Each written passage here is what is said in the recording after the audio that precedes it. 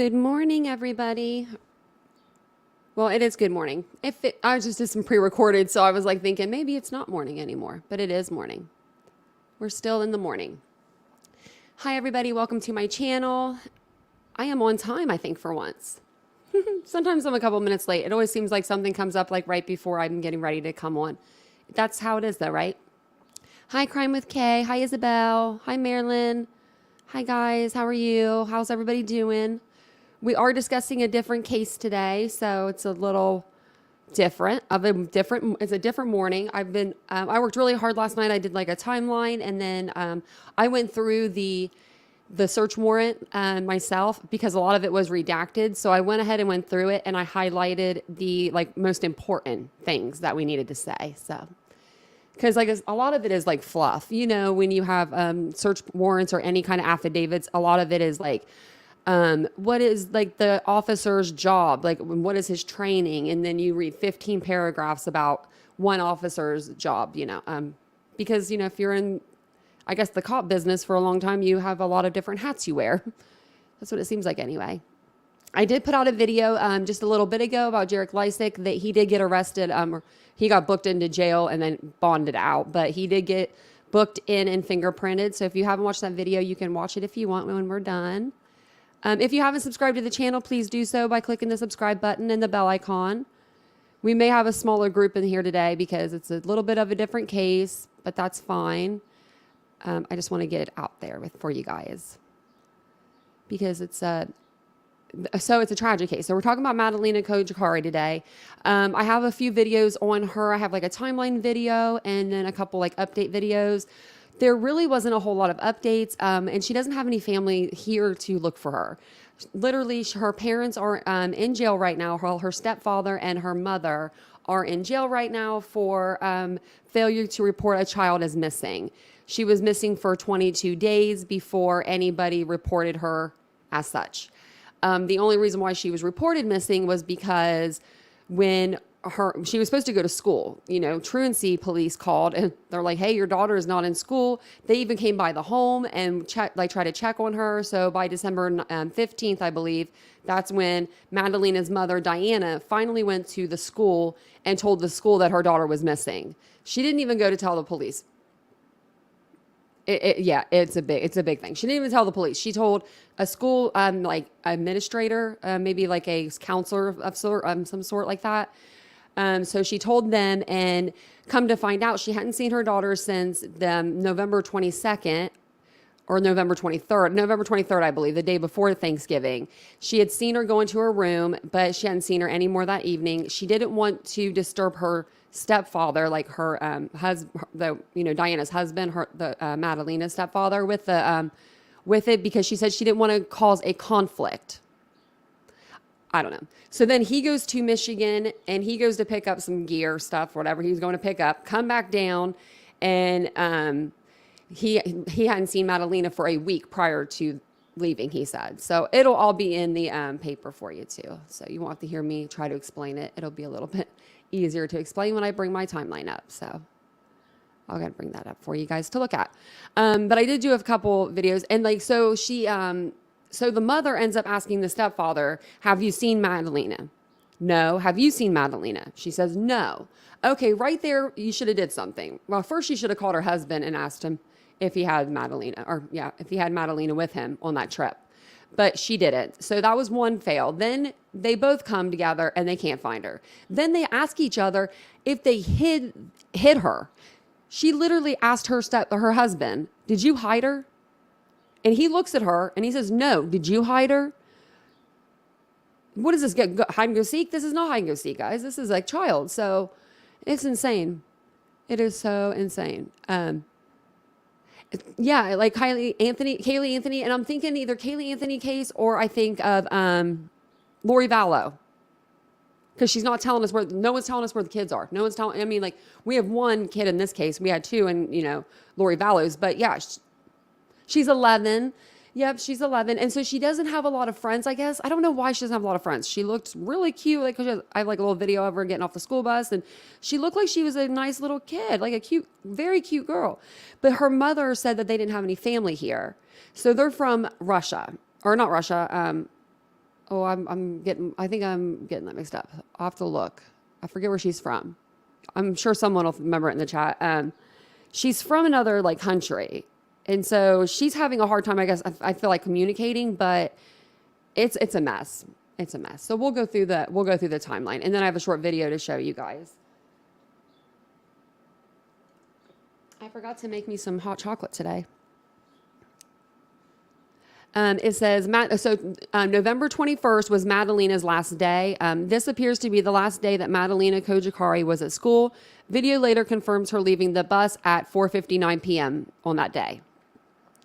Now, her mother said that she's seen her like November 22nd or 23rd, but November 21st is actual like proof that we see of her like being okay, alive and well. November 22nd, 2022, conflicting dates. According to an arrest record, the mother of missing 11-year-old Cornelius girl Madalina Cojocari, Diana Cojocari, told police she last saw Madalina at noon this day. Yeah, and they're also from North Carolina. But later in the same arrest record, Diana changed her story and said she last saw her on November 23rd at 10 p.m.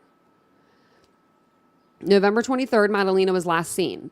Diana Cojocari claims later in the same arrest record that she actually last saw Madalina at home this day around 10 p.m. when she went to bed. Diana told police later that she and Madalina's stepfather, Christopher Paltmeter, fought that evening. So yeah, they were fighting, and then she said Madalina went to bed. On November 23rd, which is the same day, the stepfather leaves town. So Christopher Paltmeter claims he drives to Michigan on this night to pick up items.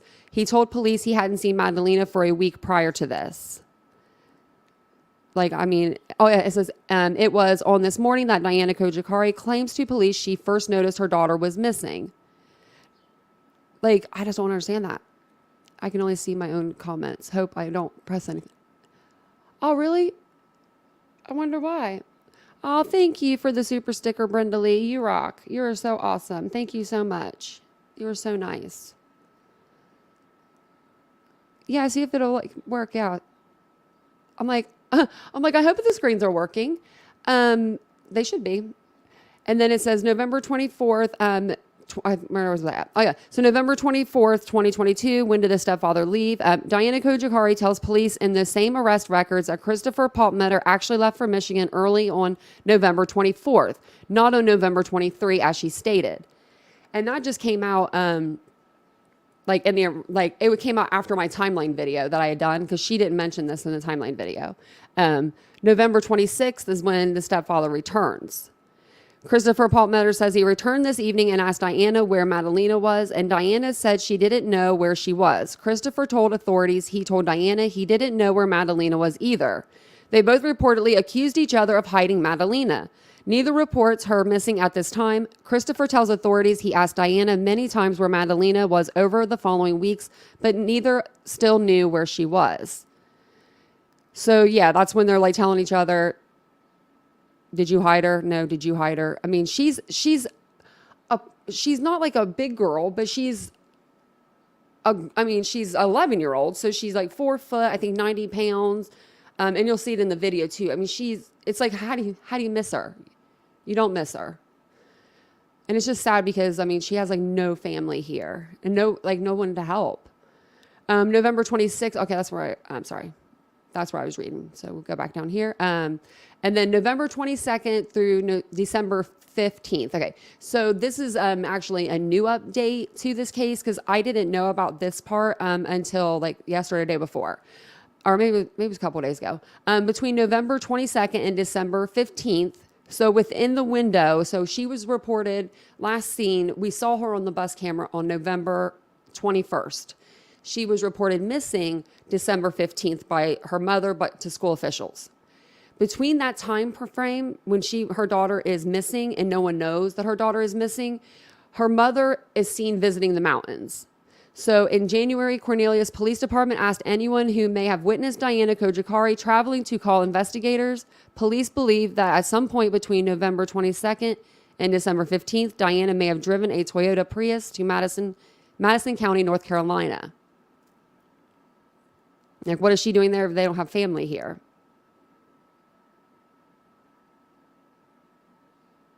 Yeah, this whole case is a red flag. You're so right, Crime with K. And then it says, so this is when the school home visits. So the Bailey's Middle School resource officer, Jay Nobles, and Miss D. Lampkin reportedly visit the home of Madalina Cojocari because she had been truant since November 21st. No one answers the door, so they leave a truancy packet at the home. And if you notice, that's November 21st. So she wasn't at school November 22nd, and they normally would have school on that day because that would have been the Tuesday. Normally, school's let out for that Wednesday before Thanksgiving, and then you go back like the next Monday or whatever. And so that means she was already like truant. Like, so she was starting to get, like, she was in, 3 weeks of missing school from November 21st to December 14th. That's crazy. Back in my day, though, I don't know about you guys, but back when I was in school, which was like, a long time ago, they didn't send nobody to your home. They'd call you every once in a while. But even back then, it wasn't like it is now. You get text messages, calls. They'll send you a smoke signal to tell you your kid's not at school, which I think is great. And then it says December 14th, truancy meeting held. The 6th grade school counselor calls Diana Cojocari in to meet about Madalina. The counselor told police that Diana Cojocari said she would bring Madalina to school tomorrow to discuss her recent truancy. So Diana told them on December 14th, I'm going to bring Madalina to the school tomorrow to discuss these truancy issues. She didn't say anything at that time that her daughter had been missing for 3 weeks. She hasn't been in school because she's been missing. So on December 15th, Madalina was reported missing.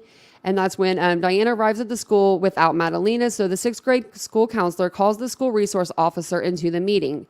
Diana reportedly says Madalina has been missing since November 22nd at noon. Diana later says she actually saw Madalina on November 23rd at 10 p.m. December 15th, first home search. I'm going to grab my drink really quick. Hold on.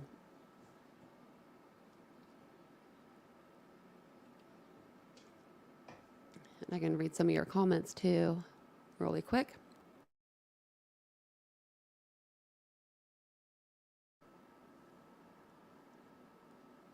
You get stalked these days if your kid misses school. That's probably true. That probably is true. Because I know that they call you now. Because I was actually at my sister-in-law, my brother's house.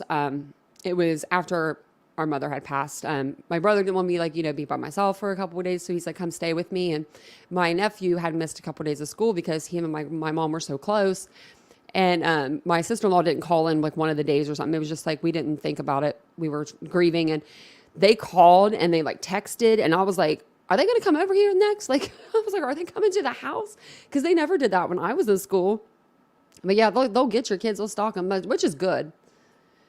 It says that December 15th, that was when the first home search came about. Detectives visit the home where they discover part of the kitchen is blocked off by plywood. Paul Mitter tells the detectives that he was building a separate apartment per court documents. A search warrant is executed to search other areas of the home.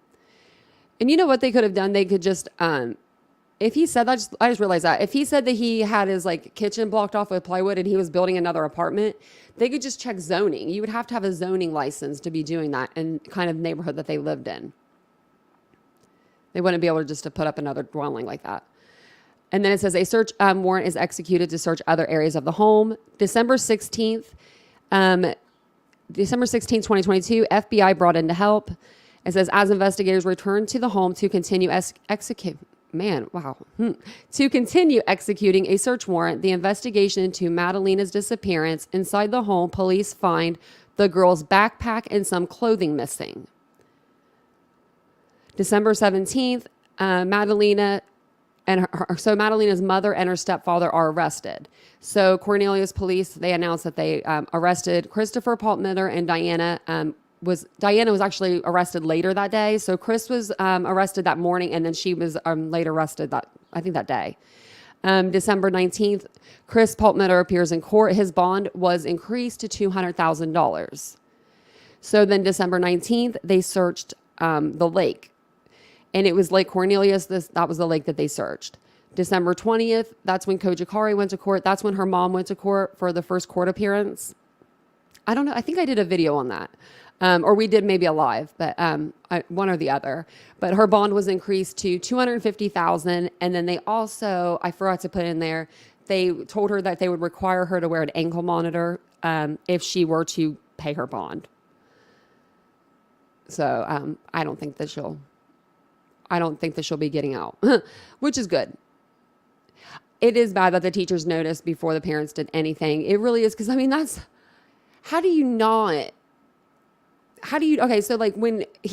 even when Chris came home that night, or when he came back from Michigan, before she even asked him, I feel like when he walked in the door, 2 seconds in, he should have been like, "Where's Madalina?"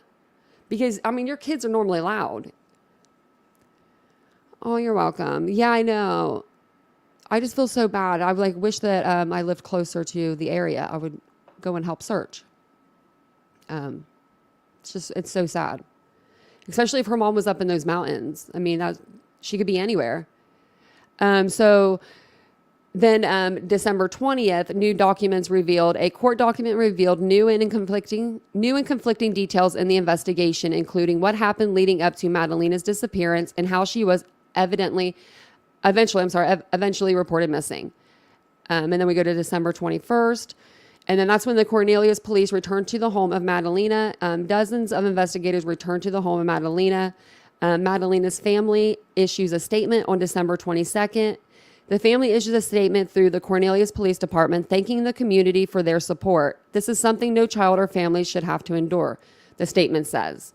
Yeah, they just released a statement. They don't live here, though. December 23rd, the FBI releases new photos of Madalina. And then that was the one with her. I wish I had those pictures up that I could pull up. Let me see. Actually, let me see if I can. Yeah, let me see if I could do that.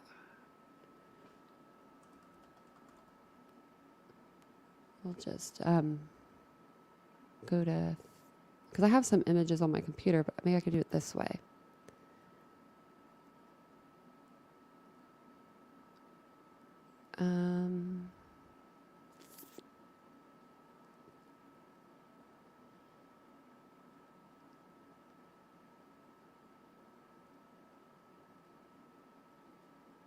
Whoops. Okay, actually, let me go back.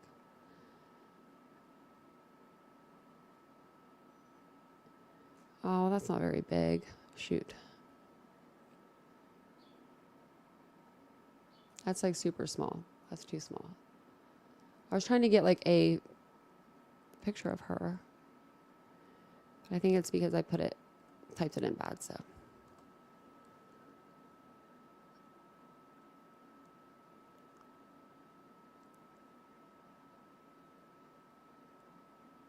Because then I could just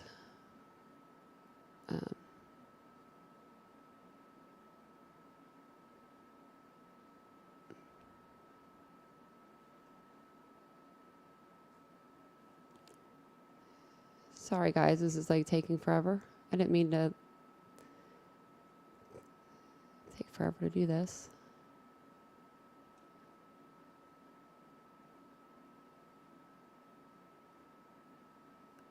Because then I could show you a picture while I'm just reading this, because it's just like, I mean, you know, at least you could see a better picture of her.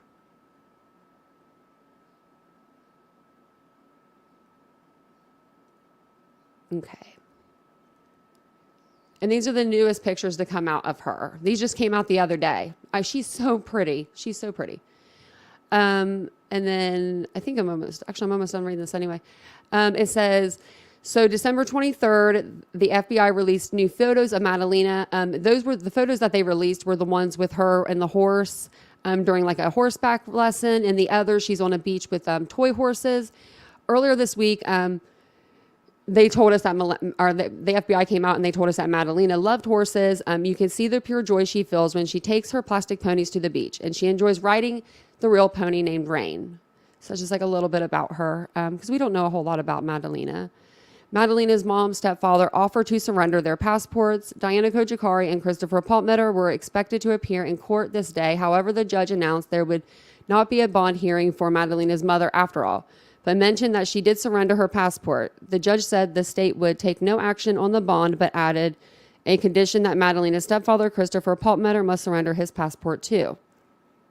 December 30th, 2022, search warrant executed to search Madalina's home, still not available for public view. And then January 10th, that was yesterday, search warrants were unsealed and made available to the public. And then I thought there was like, let me see if I can find the one picture of her. I think it's this one.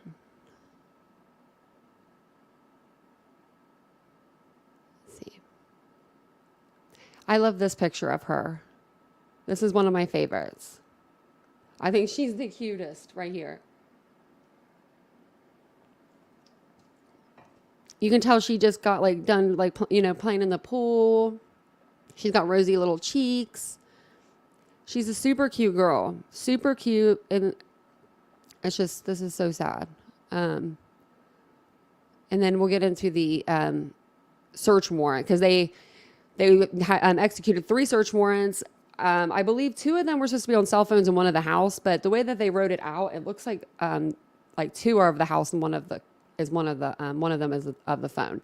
But they have multiple phones that they seized, from what I could tell. So I don't know if they've seized 3 phones altogether or if they seized the 3 phones that are in here plus the 2 phones that aren't listed, or if there's like 2 phones that aren't listed. I'm not sure. So we'll have to go through that.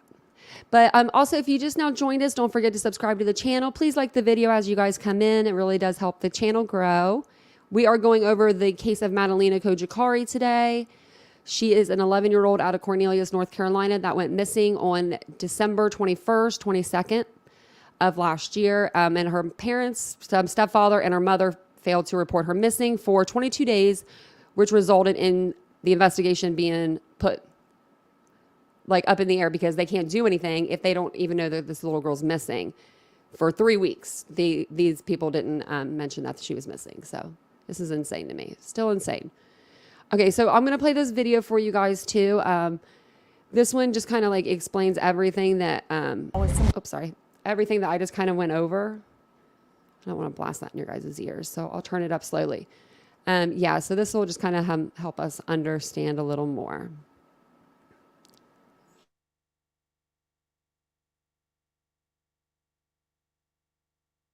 Breaking news. This as the investigation and search for a missing 11-year-old girl from Cornelius is now expanding across North Carolina. Yeah, the search for Madalina Cojocari. Let's get you caught up on new information we uncovered just today. Cornelius police say Madalina's mother, Diana, made a trip to Madison County in the weeks between the day Madalina was last seen and the day she was reported missing. Channel 9's Dave Faraday spent the day in the mountains in Madison County, where sources told him that deputies had spotted Diana Cojocari near Lonesome Mountain. So Dave, tell us more about what you learned. Well, Scott, we're finding out from some law enforcement sources here that she was spotted at a pull-off area about 10 miles west of Marshall. That's when a sheriff deputy stopped to check on her. We're also finding out from folks who live in that area that both SBI agents and Cornelius police have been out there twice over the last 10 days, even going door to door, knocking on doors, showing folks out in that area pictures of Madalina and her mother. It is here along Lonesome Mountain Road in Madison County where neighbors say they have seen SBI agents, police, along with search dogs. Just down the road, Johnny Moore put up a missing persons flyer of Madalina today on the front door of his business. I hope they find something. But they said that she'd had relatives over here somewhere and they're looking for her over in there. Sheriff Buddy Harwood confirmed to us this afternoon that both Cornelius police and SBI agents have been in Madison County working the case with his deputies. He says he can't talk about the ongoing investigation, but did explain the challenges law enforcement faces here. A lot of places very remote. You know, we got 467 square miles of county, and it's a big area. For the last 45 years, Harold Gosnell has lived along Lonesome Mountain Road. Like many here, he heard about the investigation after Madalina was last seen getting off her school bus just before Thanksgiving in Cornelius. Police say the 11-year-old's parents, who are now in jail, waited 22 days before reporting her missing. Well, this stuff has never happened before in here. In Madison County, the sheriff is asking people on his Facebook page to call authorities if they saw Madalina's mother or her Toyota Prius. Cornelius police say they're looking for firsthand eyewitnesses. It's huge, it's rural.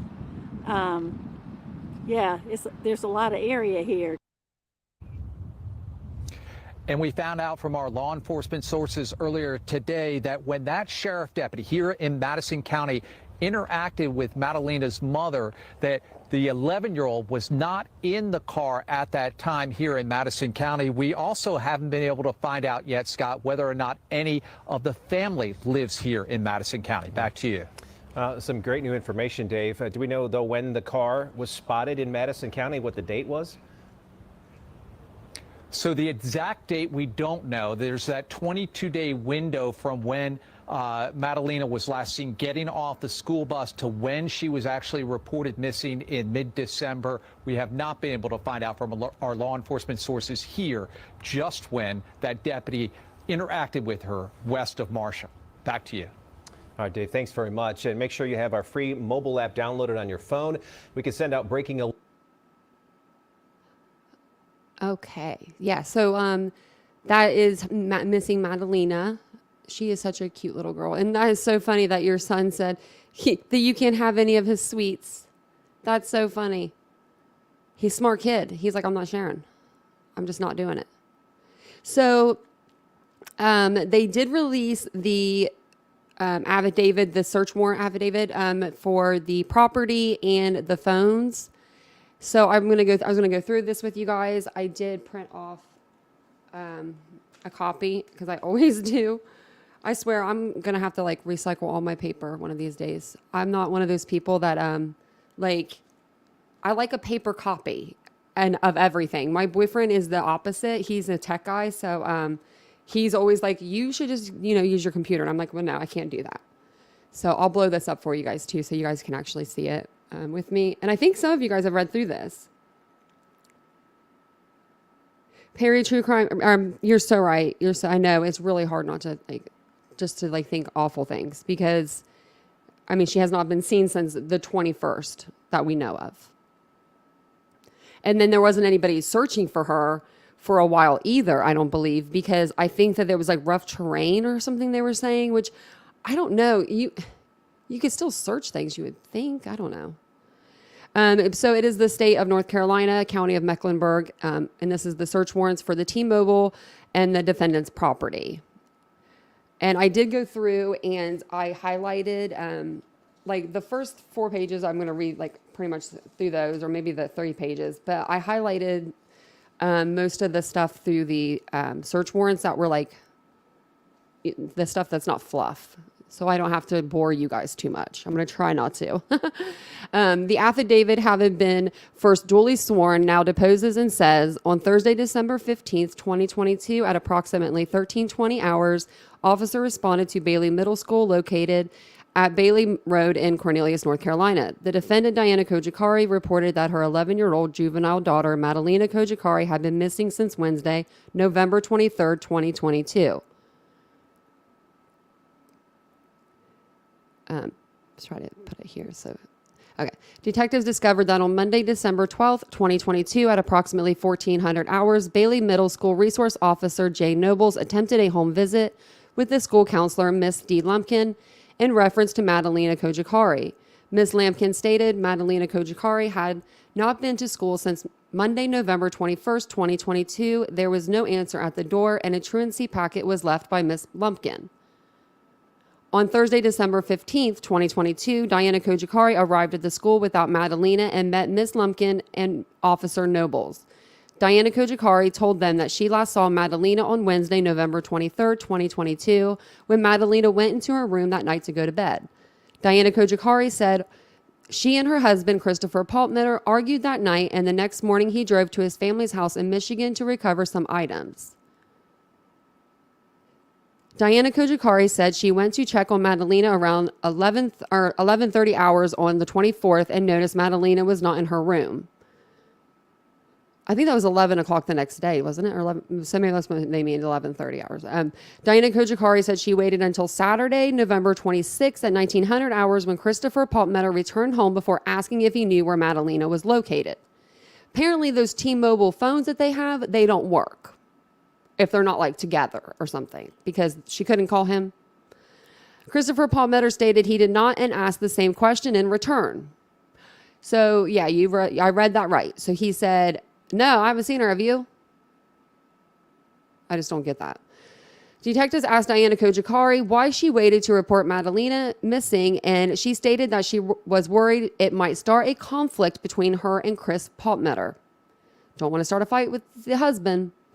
Diana Cojocari stated that Madalina's backpack and some clothes were missing from the residence. Christopher Palmetto was interviewed by detectives on December 15th, 2022. Christopher Palmetto stated that on Wednesday, November 23rd, 2022, he left his residence to make a trip to Michigan to pick up items. He did not see Madalina the day he left and believed the last time he saw her was a week before his trip. Apparently, they don't celebrate Thanksgiving in this family either because he's going out of town for Thanksgiving. Who drives during Thanksgiving weekend?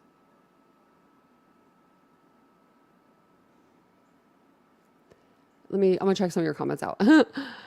But yeah, Crime with Kay said, I still can't get over the mother telling the school she was missing and the police. Can you imagine their faces? Yeah. I mean, they're probably dumbfounded.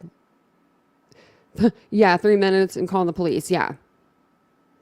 I don't know. I must have grew up in a different time too. Like, my parents always knew where we were. I mean, and if they didn't, my mom could literally walk out the house. We lived in a subdivision, so it was like built, houses, like little houses. And she could do that finger whistle, that really loud whistle, and kids were coming. But then again, I think that there's definitely something up here. I just don't know if it's with both parents or if just one parent or both. But I think both of them, as of right now, it seems like. It says Christopher Palmetto. Here we go. So then he returned to the residence and he asked his wife Diana Cojocari where Madalina was, and she did not know. Christopher Palmetto stated that he asked Diana if she had hidden Madalina, but did not get a straight answer.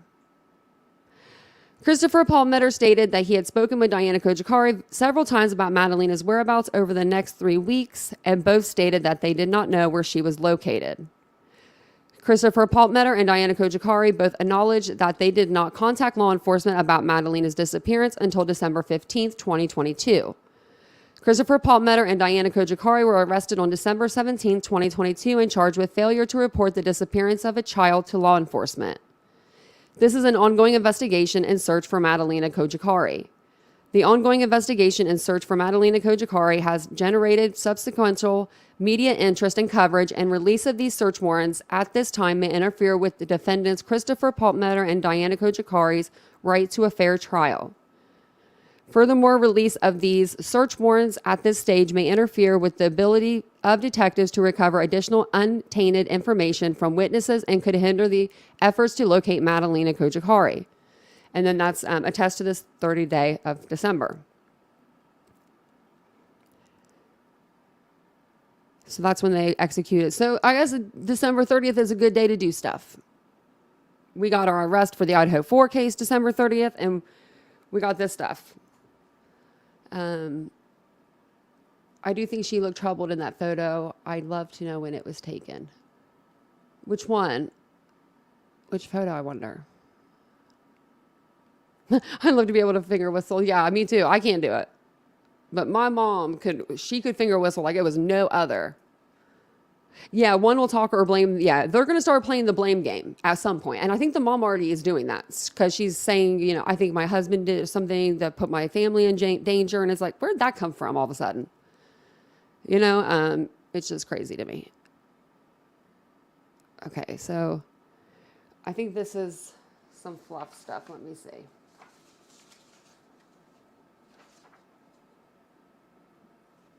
Oh, wait, what was up here? Oh, so I actually, so I wrote this beside this because I was reading this last night. So It says right here on number 20, furthermore, release of search warrants at this stage may interfere with the ability of detectives to recover additional untainted information from witnesses and could hinder the efforts to locate Madalina Cojocari. So they didn't want to do this on the 30th day of December. They didn't want to release any more of the search warrant because it might interfere with, the ability to find her. But they can do it 12 days later. That I just didn't get. I didn't understand that. I mean, I'm glad they released it, but I don't understand that part for the life of me. I'm gonna grab my drink real quick. Your girl's thirsty today, guys. Okay.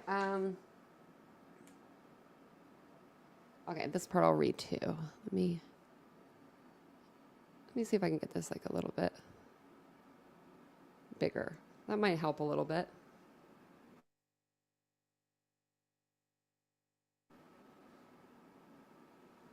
Oh, my nephew has a phone and he's like 9. Like my nephew is 9. He has an iPhone. It's all beat up. I swear that like they think they're rich kids or something. My niece got an iPhone 14 for Christmas and she's 14. And I told my brother about it. I was like, is she rich or something? Because like she was like trying to take the case off. My brother's like, no. He like got her a case that you have to like unscrew it.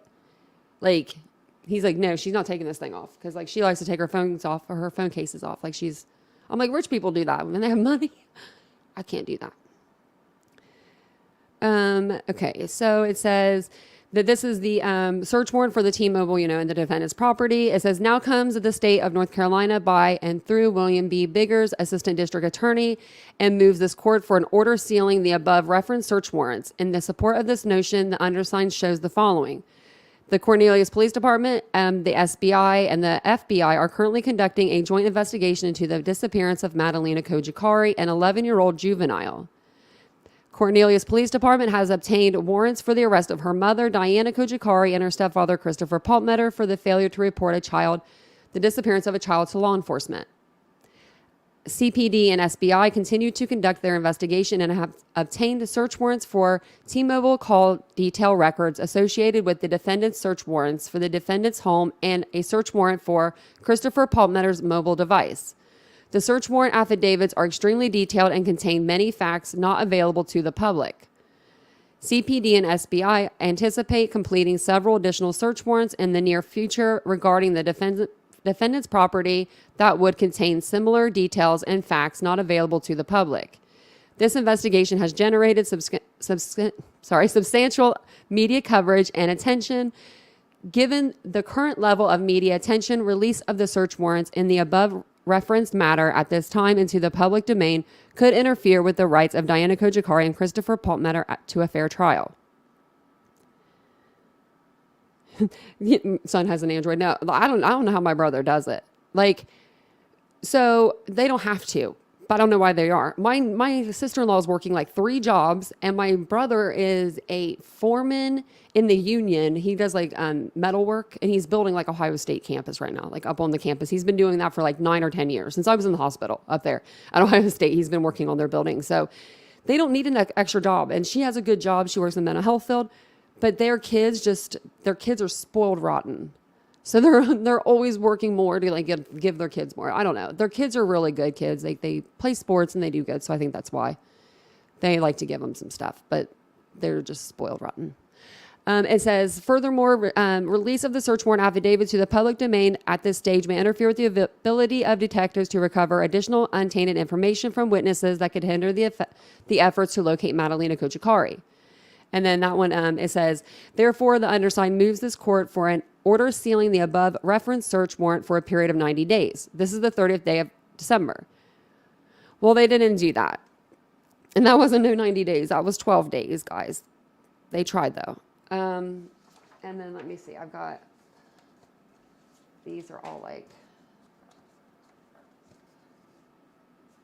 I wish I would have highlighted these on the computer maybe more.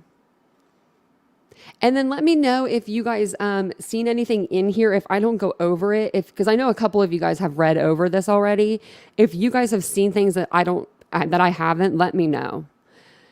But this is, so the search warrant is for the T-Mobile telephone number, and they have some of this stuff redacted. They have a lot of this redacted, actually. But it just shows you that the date was 12/16. It shows you the hour. And then I made a search of the T-Mobile telephone number, and it's just the search warrant for that. It says, to any officer with authority and jurisdiction to conduct the search authorized by the search warrant, I undersigned find that there is probable cause to believe that the property and person described in the application on the reverse side and relative to the commission of a crime is located as described in the application. You are commanded to search the premises, vehicle, person, and other place or item described in the application for the property and person in question. If the property and or person are found, make the seizure and keep the property subject to court order and process the person according to law. You are directed to execute the search warrant within 48 hours from the time indicated on this warrant and make due return to the clerk of the issuing court. Usually they say clerk of courts. That just got me kind of mixed up. This search warrant is issued upon information furnished under oath or affirmation by the person shown. Sorry, that was like photocopied over that. They really working my eye today, guys. And then this is the search warrant was returned to the undersigned clerk.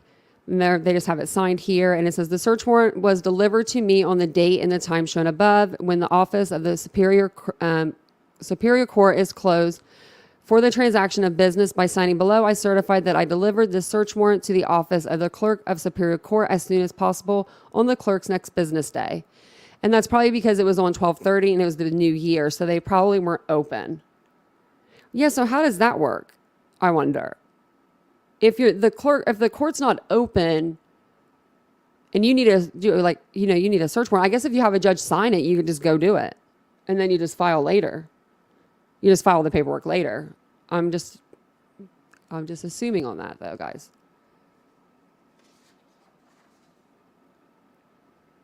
And then up in the right-hand corner, it just says that, being duly sworn, requested that the court issue a warrant to search the person, place, vehicle, and other items described in this application and to find and seize the property and person described in this application.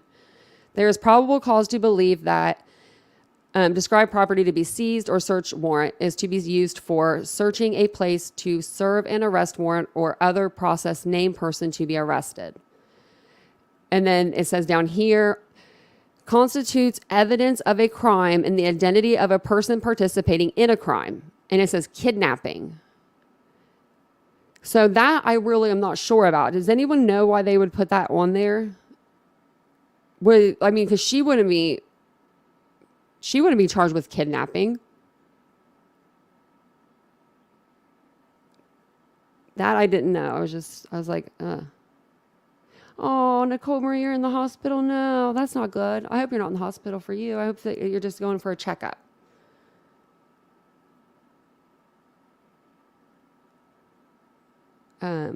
Let's see. iPhone's too complicated for you, Isabel. It says kidnapping on there because right now they're only charged with failure to report a child is missing. It says in the following premises, it says see attached places to be searched, and that'll be in the next affidavit. It has their address and then it has a picture of their home and stuff. And then over here, on the left or the right hand side, I think I switched my sides there maybe. It says down here, it just says see attached probable cause affidavit, and then they just have their signatures on there down here.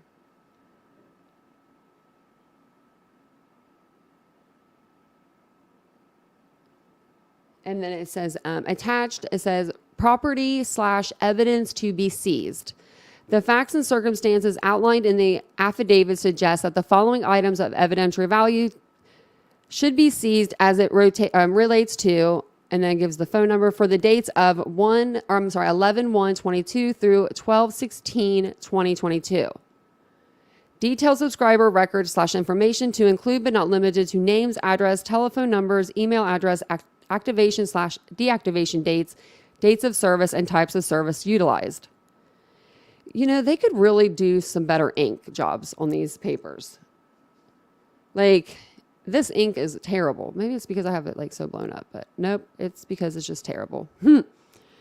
Detailed information on purchase and or payment to include and not limited to purchase credit card number or other means of payment and location of purchase.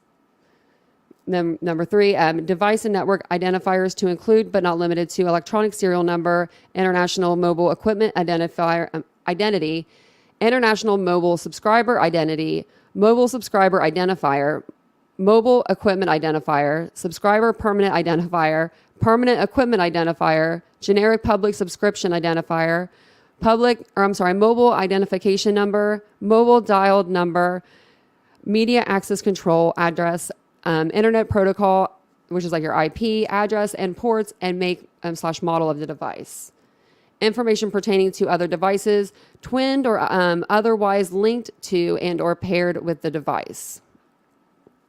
And I would say that those would be like maybe if you had an extra phone or if you had like an iPad or something that was hooked to an iPhone. It says home location register and visitor location register records, historical call detailed records with cell site information to include but not limited to cell phone records, direct connection records, text message, SMS, MMS records, data records, and as well as corresponding cellular tower / site / sector / switch information for each transaction origination, handover and handoff, and termination. Wow, they really have to put everything they want to look for in these things. Electronic copies of text message content related to the targeted telephone number, the content and details of any and all stored voicemails related to targeted telephone number, historical data IP sessions, packet data records, including Sprint Vision information, internet history, web browsing information, historical global positioning system, which is your GPS, geolocation services, triangulation. I can't even read that. I'm sorry. That one I can't read. And location-based services, data and information. Like, I can't even see what that says. Yeah, they really put everything in here. Historical AT&T, historical Sprint, historical T-Mobile, True Call, and or timing advanced records, historical Verizon, historical U.S. Cellular, and or other relevant information pertaining to the target phones. And then this one just says that this is like the T-Mobile phone. Attached places to be searched. The places to be searched are the records maintained by T-Mobile for target telephone number, and then it's the redacted. If the records for this target telephone number is maintained by the cellular telephone service provider other than the above listed provider, this search warrant shall also authorize the production of records from other cell phone telephone service providers. Wow, that's kind of confusing for me. I don't think I need to go through all this. Oh yeah, so the top up here, this is just like a bunch of fluff. This is like them saying like, you know, that he's Detective Malcolm or Macon, or I think that's how I pronounce his name, that he's like a sworn officer, and it just gives his credentials.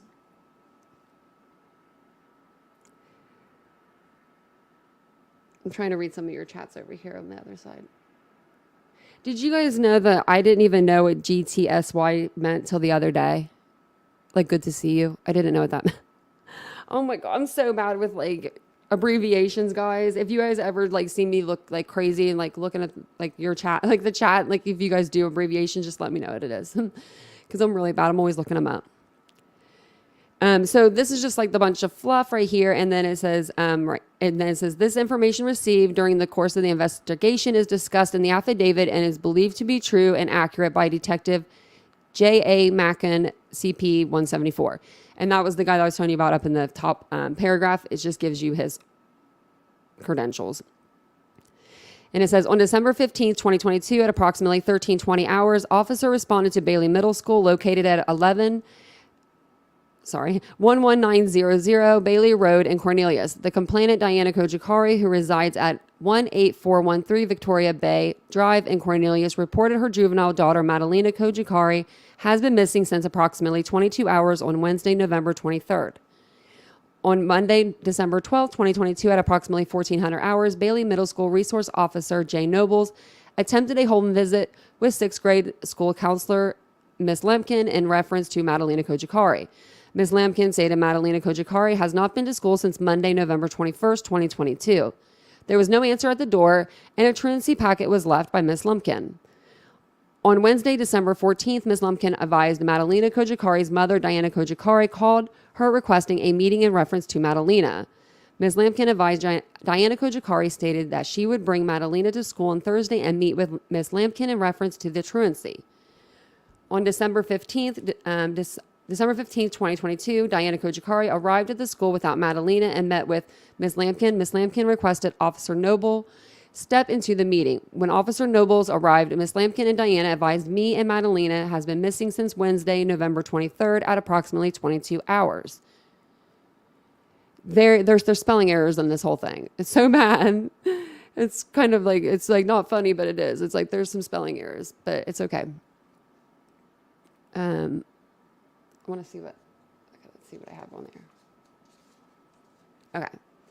And then it says, in the matter of fact, this is for the T-Mobile numbers. It says, Officer Noble spoke to Diana Cojocari, who advised last time she saw Madalina was on Wednesday, November 23rd, 2022 at 22 hours. She stated that Madalina went into her room and that night to go to bed. Diana stated her and her husband, Christopher Paltmetter, argued that night, and the next morning he drove to his family's house in Michigan to recover some items. Diana Cojocari stated she went to check on Madalina around 11:30 hours on the 24th and noticed Madalina was not in her room. Diana Cojocari stated she waited until Saturday, November 26th at 1900 hours when Christopher Paltmetter returned home before asking if he knew where Madalina was. Christopher stated he did not and asked the same question in return. Detective Patterson asked Diana why she did not report Madalina missing until now. Diana stated she was worried it might start a conflict between her and Christopher. Officer Nobles requested she contact Christopher and have him come to the school. Officer Nobles then contacted Detective G. Patterson and Detective B. Nichols for assistance. Detective Patterson questioned Miss Diana Cojocari regarding her missing daughter. She explained that she believed her husband put her family in danger, but did not know what happened to Madalina. She stated that she contacted her family in Moldova, who advised she contact the police, and she still hesitated to call. So even though her family's even saying at this point, like, you need to call the police, she still hesitated to call the police. There's nothing that can be going on to where you're hesitating to call the police. If your daughter is missing, you should be screaming from the rooftops. You should be happy that there's so many people that want to help you look for your daughter, because there's a lot of families out there that don't have this. And they would love for people on YouTube or anywhere to be plastering their missing child, on the news or on YouTube. And it's just really sad. It really is really sad. But we're here for you, not Diana, but we're here for you, Madalina. Don't you worry, girl. And then, so it says Diane stated Madalina did not have a phone. Madalina's backpack and some clothes were missing from the residence. Diane stated Madalina did not have any friends she would stay with and that they had no family due to Diana being from Moldova. Detective Nichols and Detective Patterson went to, and that's their home address, to search Madalina's room.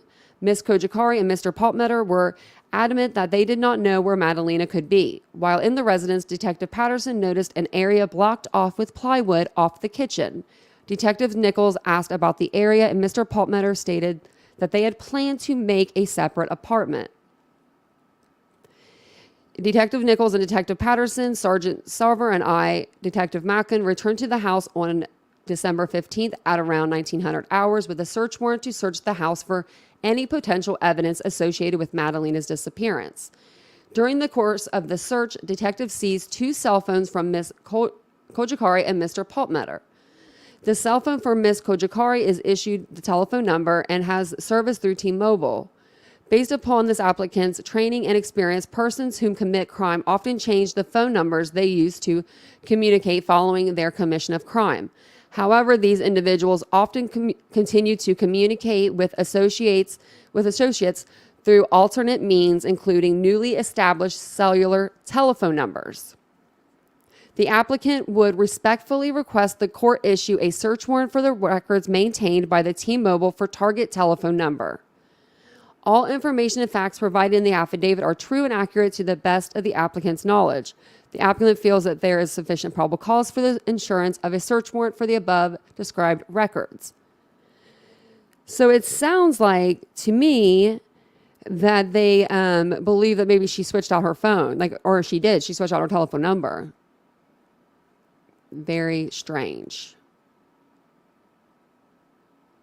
I'm going to grab a drink really quick. Hold on one second. And I'm going to read a couple of your post or your chats.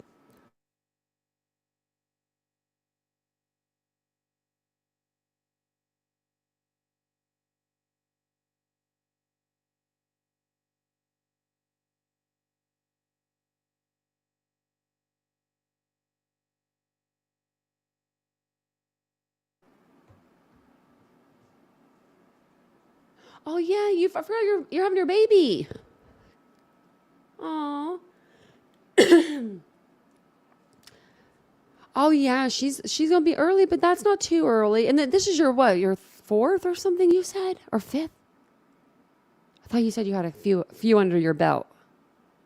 Yeah, we want to see some pictures when you have that baby. We want to see all of it. Oh, I'm so excited. I'm so excited we have someone pregnant in the group. It's always nice. It's always nice to have someone oh, I love it. I know. I don't believe that she didn't have any friends either. I feel like she would. Oh, yeah. Oh, she's going to have her baby. The fourth. Oh, that's so cute. So this goes bound to say, I think I read all of it right. Yeah, I think I did. And then let's see. I don't think I need to read all this.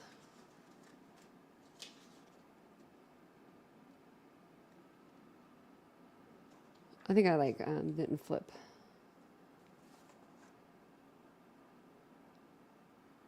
Oh, okay, right here we are.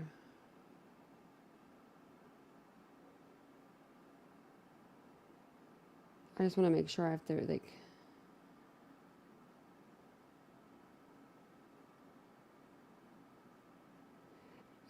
it says this applicant request. I'm just going to go down to the big paragraph here.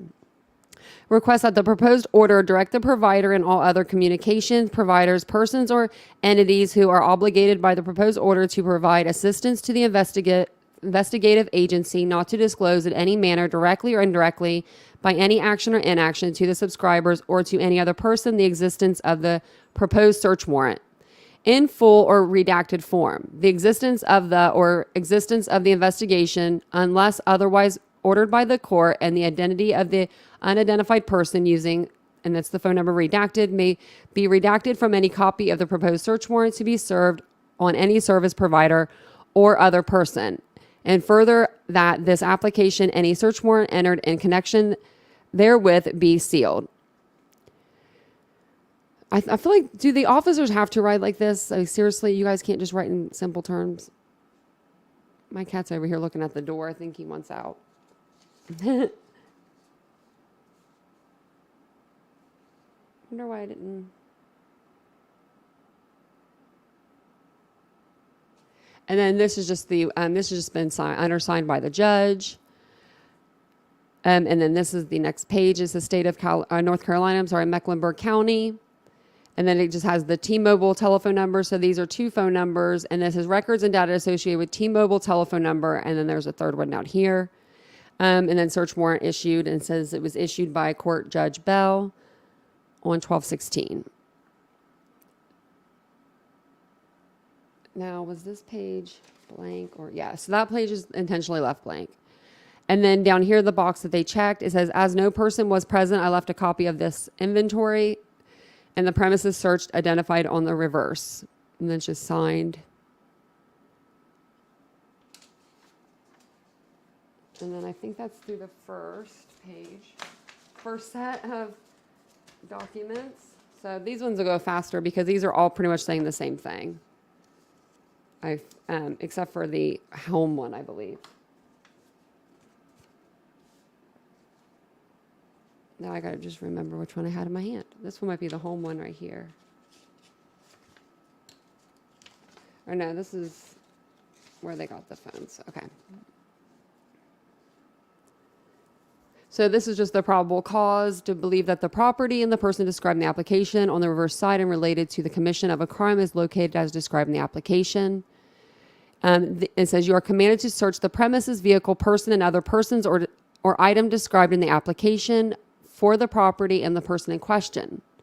So this is them going to search the property, look for Madalina or anything that can connect Madalina to the, home, like, or any thing that connect her to leaving the home. And then this is just the judge that signed it.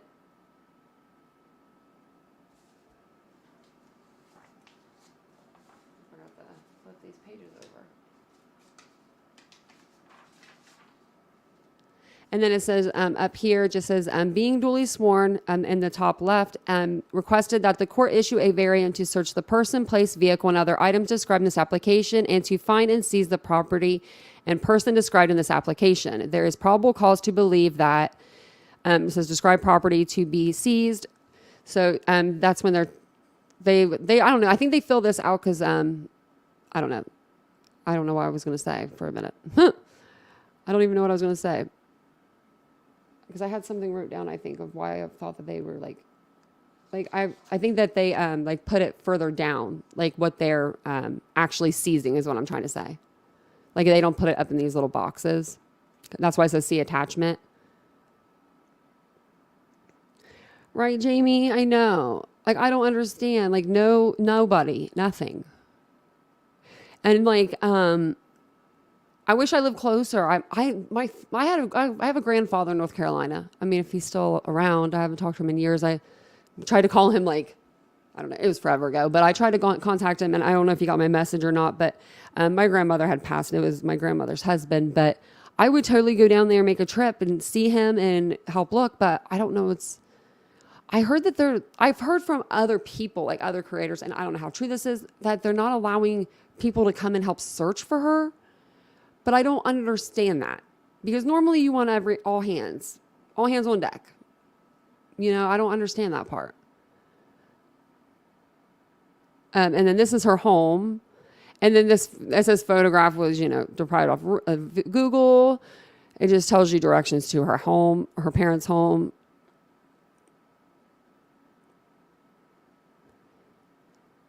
And then it says continuation page attached to the search warrant application.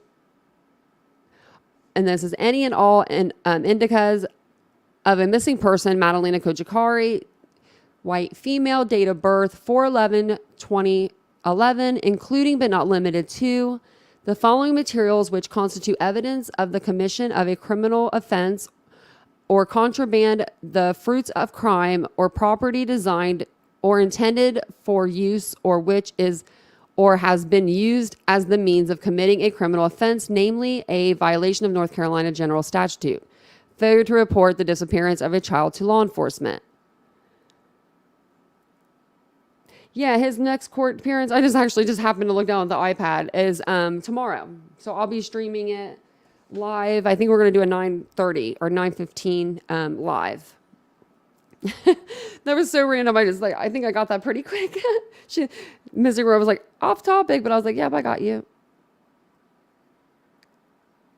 You got your tea. Oh, dinner in the U.S. Oh, in the oven. Oh, that's what they call it? Tea? I like that. That sounds better than, I don't know, in the oven. So let's see. It says where was I at? Any papers, tickets, notes, schedules, receipts, and or other items relating to domestic and or foreign travel and or purchase, rental, or lease of automobiles. Samples of blood, bodily fluids located by physical search and or through the use of luminol, blue star.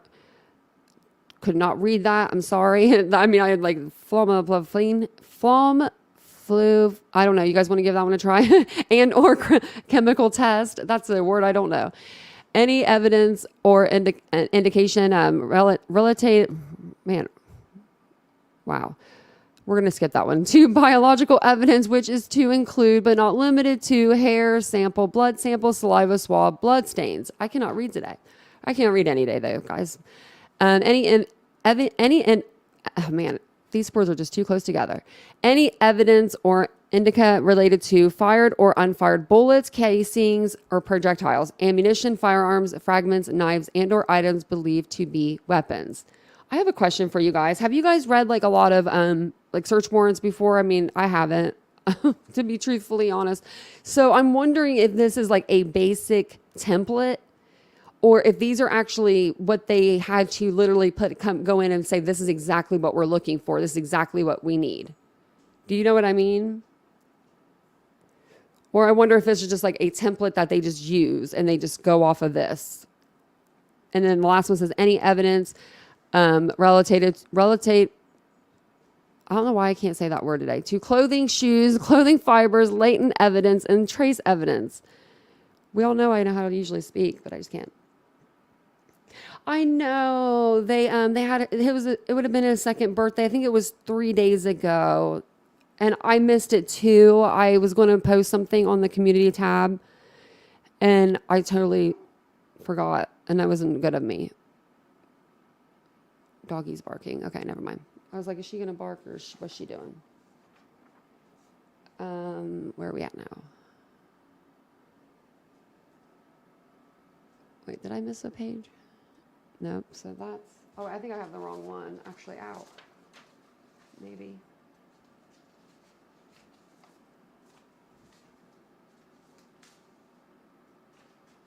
Yeah, that's why. Okay. And then we just read over that. And then this paragraph right here is just going to be like fluff again. It's literally like the Detective Patterson and what this officer's training and jobs duties were. So then we'll go to the probable cause. This is the same exact thing that I wrote, like I read you guys earlier about how they got the probable cause was, you know, they went to Bailey Middle School after responding because, you know, a school resource officer said, hey, Madalina hasn't been to school in 20 some days. And then her mother comes in and says she's missing and they haven't contacted the police yet. Hold on one second. I'm going to get my dog.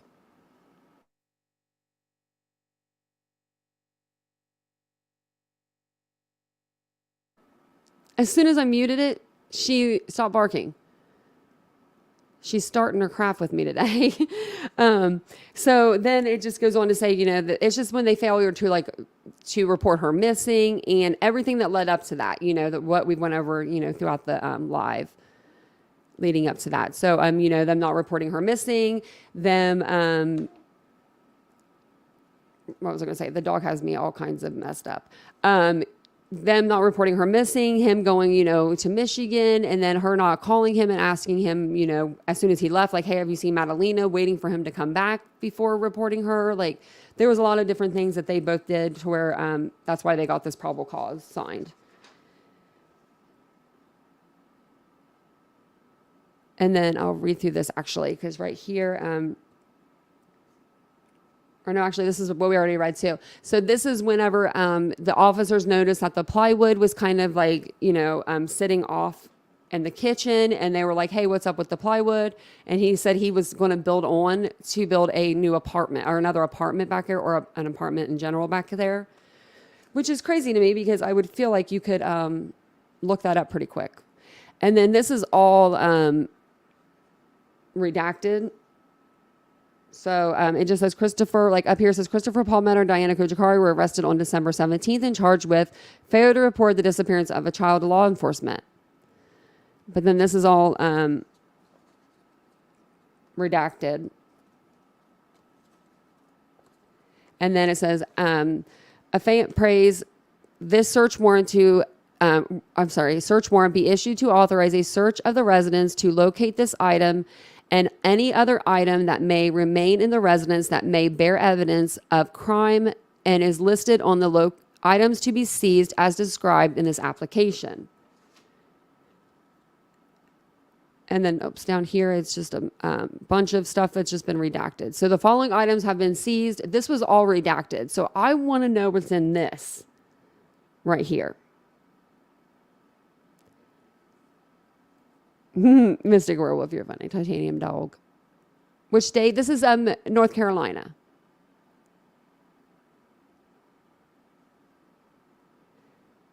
Yeah, so this is all redacted. So this must be, because look, 1998. So this must be some sort of like, because no one talks like this anymore, right? And then down here it says, as no person was present, which we've already read over that as well. A lot of this stuff is just like kind of the same thing. And then I believe this is going to be the last bit of papers. And then this is going to be, I believe, for the other cell phone. So the first one was for the first cell phone. This is for the second cell phone. Oops. Whoa. Sorry, I hit the keyboard. I think this is all the same, actually. Let me make sure. Oh, no, this is a little different. Down here. So up here, it's just, oh, actually, let me read that. Okay, so up here, it's just the same thing. This is where they had, the judge signed it, and this is for 1843 Victoria Way. And then down here, so this is for the house as well, it looks like. It says that what they're going to be described property to be seized. And down here, it says documentation of residency of identity, electronic communication, and storage devices to be analyzed at a later time by the Cornelius Police Department or its design. I don't know if I'm not saying that right. I'm sorry, guys. Articles of clothing, weapons, financial documents, bodily fluids. And then it says continued. The following premises is their house. And then it just says over here, the affidavit is a detective sergeant with the Cornelius Police Department, where the affidavit has been employed since June of 2010, but an LEO since September of 96. Affidavit is currently assigned to the Criminal Investigation Division. And then down here it says any and all. What does that say? And how do you pronounce this? I wonder. I'm about to look it up because I feel like I'm pronouncing it wrong.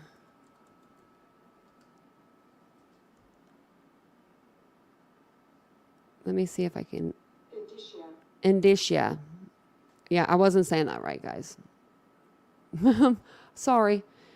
It says any and all indicia of a missing person. Madalina Cojocari, white female, date of birth 4/11/2011, including but not limited to documentation of residency or identity, electronic communication and storage devices to be analyzed at a later time, by the Cornelius Police Department, articles of clothing, weapons, financial documents, bodily fluids, hair, fiber, I forget how to pronounce the word again already, of crimes committed in the town of Cornelius. I cannot pronounce that word to save my life. I try to even look it up.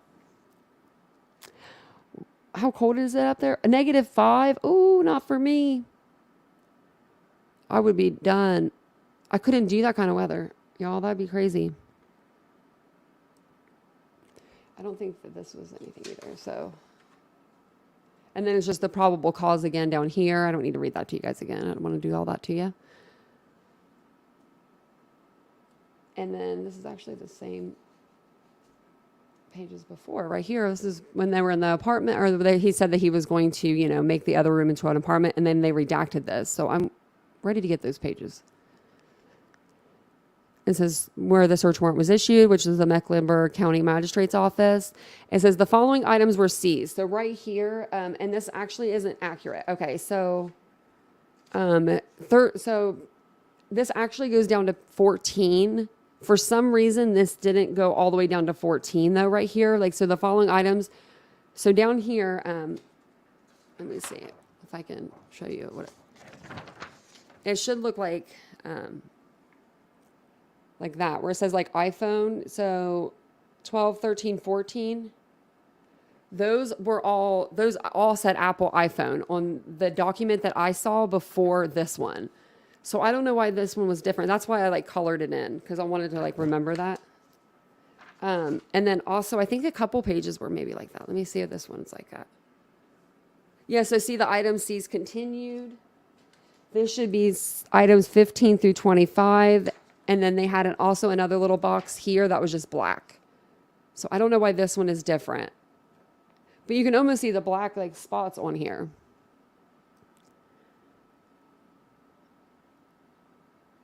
And then this is the search warrant, just the continuance of it, I believe.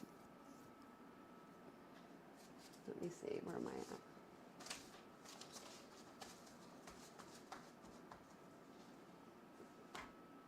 Oh yeah, and I think this is the end of it. This is all the same, I believe.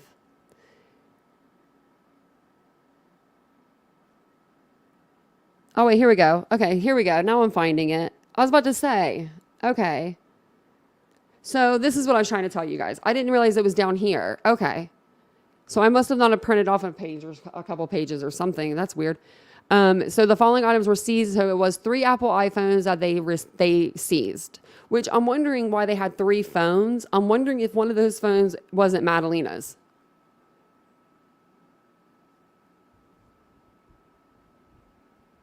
We had negative 15 here. Or I'm not negative 15, I'm sorry, negative 35 was the temperature when I was going out Christmas shopping. We had a few days of really bad weather. Let me see. I think that was all of it, really. And then, yeah, so they basically, this is just for like their telephone numbers, or their cell phones, and they are going to be searching. They searched the home and they seized items, but they didn't tell us what they seized. And I think this is all the same. Yeah, this is all the probable cause, so it's all the same. I just want to make sure I'm not missing anything.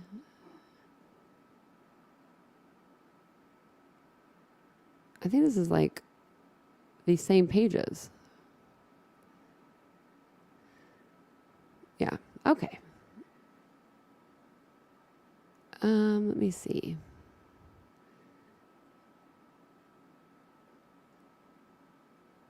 I just put her up.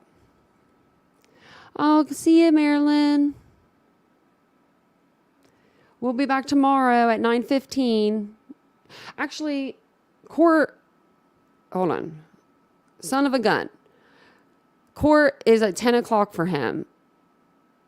So it would be 1 o'clock for me. I have to double check that. Because I wrote down 10 o'clock. So I'm wondering if it's really 10 o'clock my time or 10 o'clock their time.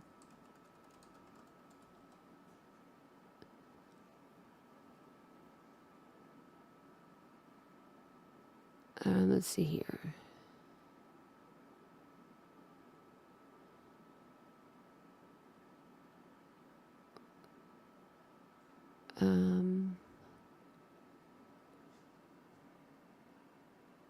So it's Thursday morning. I hate when they don't say like the time. Do you guys know the time?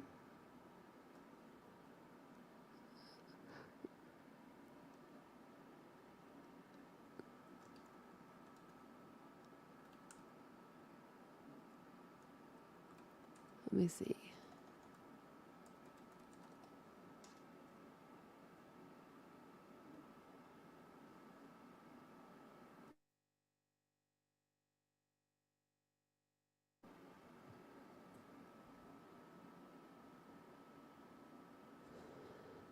Oh, Larry Millay hearing starts.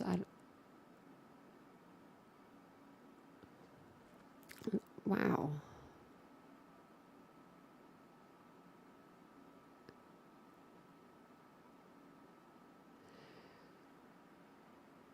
I don't really know a lot about that case, but I should be get familiar with it. Oh, I wanted to read you guys this too. This was a letter, a statement from a person that knows Christopher and Diana. Let me make sure that. Okay.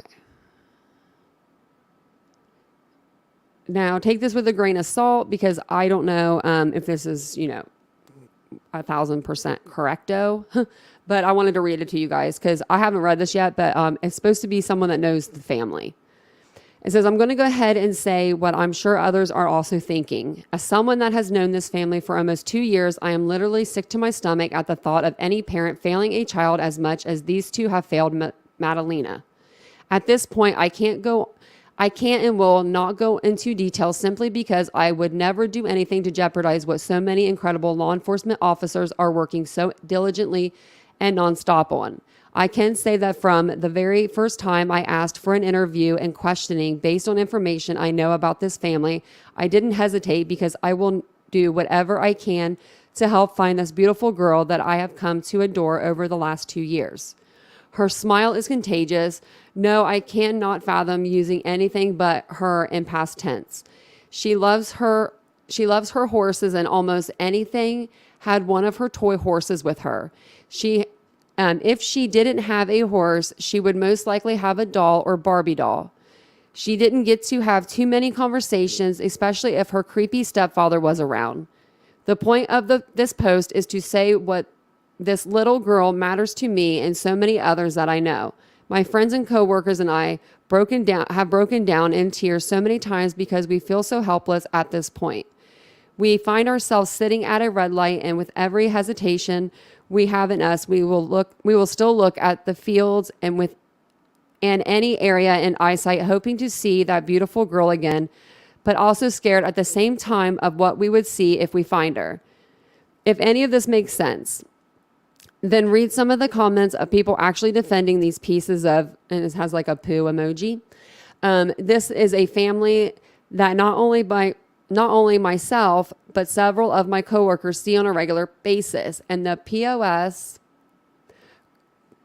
stepdad always comes across as someone that makes everyone around him uneasy. None of us could ever pinpoint what it was, but every agreed there was just something very disturbing about him. Since his arrest, I've met even more people that I don't know, but when his name comes up, I never once heard anyone say anything positive about him. To these supposed neighbors and people defending him and saying he and Diana are good people, let me ask you this. Who's paying you to lie and defend these scumbags? How can you defend someone who is deliberately stalling an investigation that could find an innocent child? By the way, did you read that again? Let me say it again. An innocent child. If you are defending this family, you are in the wrong. You're also a sick individual. How in the hell could anyone defend anything about a parent that deliberately withholding information from authorities could bring closure to an innocent child? If you are defending this couple in any way, just know there's a special place in hell for people like you as well as these parents. Also, to the neighbors that claims that Diana knocked on your door and said Madalina was missing and you yourself didn't do a damn thing to alert authorities or react to in any way other than other real mothers would. Just know you could have been the one that helped report it in time and help authorities actually find her. If this story is true, then you did absolutely nothing, and to me, you're just as guilty for not doing anything. Not that I believe this is true, but if it is, I hope you're reading this. See the difference between people like you and us real parents is we would have done all we could to I'm sorry, this girl's writing is messing me up. See the difference between people like you and us real parents is we would have done all we could do, alert the authorities, and hopefully they would have had the proper time to find this baby. With all that said, I'm gonna read it. If anyone knew this baby was missing and you did nothing, I hope you're haunted by your decision every day, and I hope you have the day you deserve. Unlike you, I wish I would have known she was missing before that last run-in with the POS stepdad, because I would have had the police there before he even had a chance to walk out the door. Like I said, anyone that knew about this and stayed quiet are no better than the parent that are refusing to talk at this point. Ooh, that was a lot. Oh, okay, thank you. Yeah, let me see. It's really heartbreaking. So so it is 10 a.m. Eastern. Okay, thank you, Mary. I did write it down right then. I should have wrote it down like Eastern. I should have put Eastern Standard Time on there for myself. Let me grab my drink. That was a lot of reading today. Oh, we got some. So we have some Eastern Standard Time people over here. Yeah, I always know the Pacific because that's where my boyfriend is from. He's from LA. My cat's over here sitting. He's ready to leave, I think. Oh no, not we're looking for Brian's court time. So which one is it? Is his at 10 a.m. also? I'll put her picture back up. Let me see.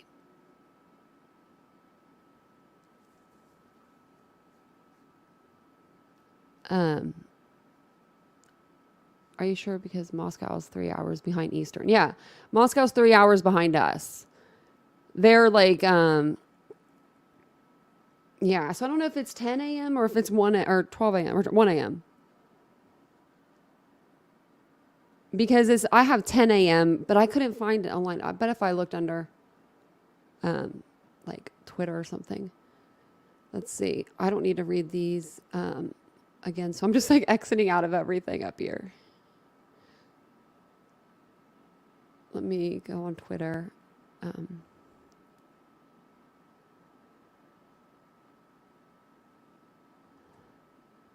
And then also, I'm going to share this tab with you because I'm going to. So if you haven't followed me on Twitter, make sure you follow me over there. Sometimes I'll post over on Twitter like videos that if it's something like short content or something real small. I haven't really gotten to YouTube Shorts or doing those yet or anything. So you can always follow me on Twitter. My handle is @TitaniumBuilt. I did post a video about Jerry Lossy today, but I did post over there, right away as well. So.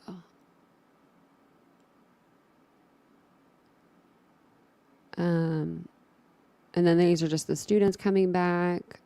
We already saw that. And then last night, I don't know what Ashley Banfield was. I think it was something older that she was talking about. Yeah, she hasn't posted in a while, so.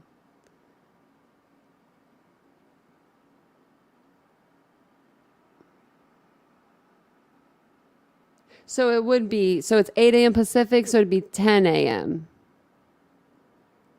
here. Right, 11 a.m. Oh, he's going to plead not guilty, for sure. For sure. I full-heartedly believe that. Scotland's 5 hours in front of Eastern. I need to have like these little clocks. That's what I need to get. I need to get those little like world clocks so I know everybody's time. Because Isabel, you're always in the chat and I'm like, is it too late or is it too early? I always forget your time. So it's 5 hours. Let's see if I can look it up.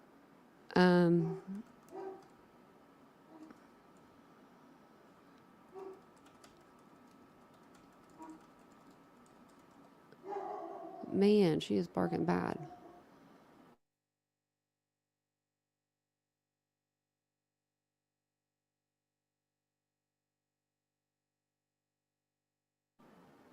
Man, she's on a roll.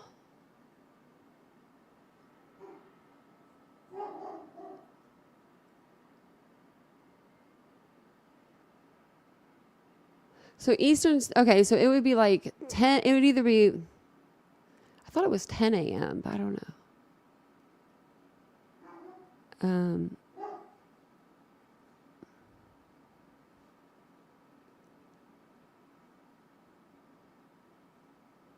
Hold on, the University of Idaho suspect status hearing moved. Let's look at this.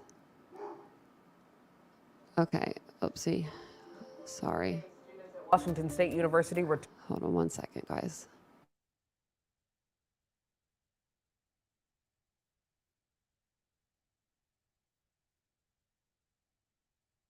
Good golly, she's on a roll. She's scared of stuff. So she's probably out there. We have like a big, like a big, like balcony, like a slider door right by our bed. And she will get up on the bed, and she's a Weimaraner, so she's huge. And she'll stand on there and she'll see people like way out, like so far way out. And she'll just bark till like she cannot bark in another minute. So I'm just like, oh my gosh. But so he moved. So it moved from Thursday, January 12th at 10 a.m. He will now appear in court January 12th at 8 a.m. So we can go ahead and watch this really quick. And see what it says. Return to the classroom following the winter break. This comes more than 1 week after police arrested 28-year-old Brian Koberger. He is suspected of murdering Kaylee Gonsalves, Madison Mogan, Xana Kernodle, and Ethan Chapin. Creme 2's Brandon T. Jones is now at the school as students walk to class. Good morning, Brandon, and also welcome back to the show. Good morning, Tim, Shannon. Glad to be back. And this morning, students are also returning to campus after a holiday break spent with family and friends all across the country. Over the break, their quiet campus was making national headlines, and that's because over the break, we learned a man arrested for the murders was a doctoral candidate in criminology here at WSU. The suspect also lived off campus in Pullman. Students say learning a suspected murderer was a student here makes a scary situation hit that much closer to home. It was shocking. And then when I found out his apartment is just right up in apartment land, that was like, wow, he was there this whole time. I was a little bit scared, to be honest. I remember when it happened, and my roommates and we were freaking out. We just locked the door and we just kind of stayed inside for a while. We didn't want to go outside. Despite this new information about one of their former classmates, students are excited about the new year. They say they're looking forward to being back on campus and spending time with friends. You kind of make your own family here, and so I really missed that over the past few weeks. The suspect in these murders made his first appearance in Idaho court last week. His next hearing is expected at 10 a.m. on Thursday morning. Reporting live in Pullman, Brandon T. Jones, Creme 2 News. Brandon, thank you. Well, the arrest of the suspect means the victims' families are finally getting some answers. Steve Gonsalves' daughter, Kaylee, was taken from him almost 2 months ago. Gonsalves spoke with our Boise station and says he's breathing a small sigh of relief. I miss what she meant to the family. And she meant the world, the planner, the one who pushed the envelope. 21-year-old Kaylee Gonsalves leaves a big void in her big family. Holiday, she was the one who wanted to do the gingerbread houses and push it, but you knew to make memories, you got to do those type of things. So we'll miss that gift that she brought to us every single day, and she was a little ornery too, so we'll miss that as well. Kaylee's father, Steve, smiled as he reflected on her love of country music and concerts, and her love of her best friend, Madison Mogan, whom she grew up alongside and died alongside. I just read a letter where Maddie wrote to Kaylee talking about their friendship, and it was powerful, and they were beyond sisters, because sisters are, you kind of forced to get along. These two didn't, they weren't forced. They were just like yin and yang. And Kaylee, Maddie, and one of their roommates, Xana Kernodle, were stabbed to death in their house near U of I on the morning of November 13th. Xana's boyfriend, Ethan Chapin, was also killed. I'm here for my daughter and Maddie, but there's two other people that are just as important, and their kids went through just as much, and their losses are just as real. Like, I was going to be required to come out and make sure that the story didn't die, and we built some momentum. An unusually detailed and long probable cause affidavit released Thursday lays out DNA, cell phone records, and video surveillance investigators say link Washington State University grad student Brian Koberger to the crime scene. It was worth the wait, and they had a lot of evidence to show for that. So we're on the right track, and there's still a long ways to go, but it feels good. It feels good to be where we are right now. The PCA also revealed one of the surviving roommates woke up to noises and saw a masked man in the home a little after 4 a.m. She told police she was in a, quote, frozen, shocked phase when he walked past her to the back door. 911 wasn't called until noon the day of the murders. So I think that's a natural thing for girls to freeze up and lock up and, put themselves in a position of safety. And I don't hold that against them. I've already checked into the, could they have lived? Was it a slow bleed out or something? And it wasn't. So there's one bad guy here that I have to focus on.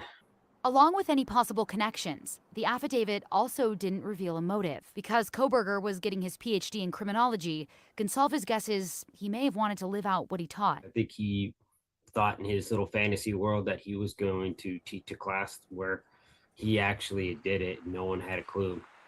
And then that gave him a sense of superiority.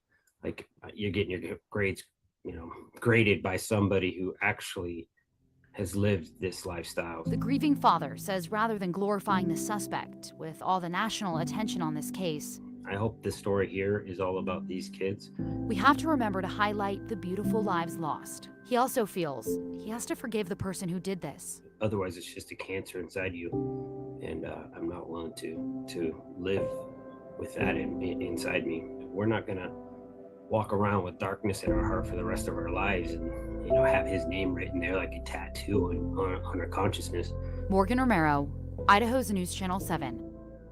We thank the Gonsalves family for sharing their testimony with us. We will continue to bring you the latest on the murder investigation here on KREM 2 News. If you want more of our in-depth coverage so far, just text the word Idaho to the number 509-448-2000 and we will send a link right to your phone. Today, students. Okay, so it looks like he goes back to court, tomorrow at... I'll never find those staples. I need staples for my staple gun. I'm like, oh, where are those at? But he goes to court tomorrow at, it'll be 11 a.m. So we'll do the live at 10:15 a.m. So just like normal time, we'll just do it at the same time.